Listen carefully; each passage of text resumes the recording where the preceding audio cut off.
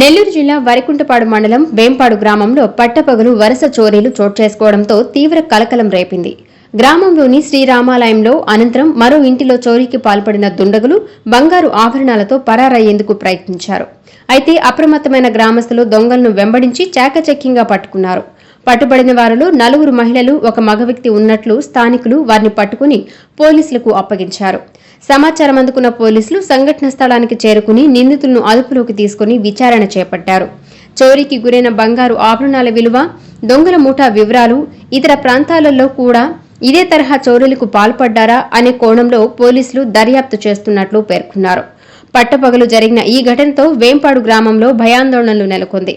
గ్రామస్తుల అప్రమత్తతో నిందితులు పట్టుబడడంపై స్థానికులు ప్రశంసలు వ్యక్తం చేస్తున్నారు.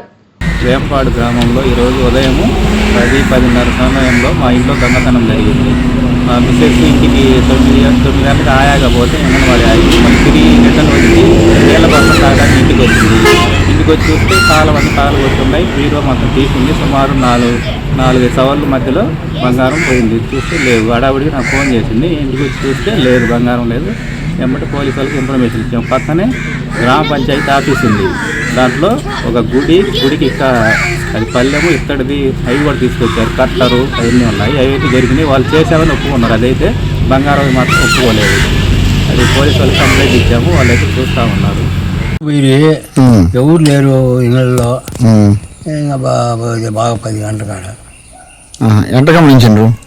మళ్ళీ వచ్చిన తర్వాత కనుక్కుంటే అన్ని చిల్ల పల వేసి ఉండే కోర్టులో పట్టుకొని మరి స్టేషన్కి హ్యాండ్ ఓవర్ చేసేసి వాళ్ళు ఎక్కడ దొరికిండ్రు?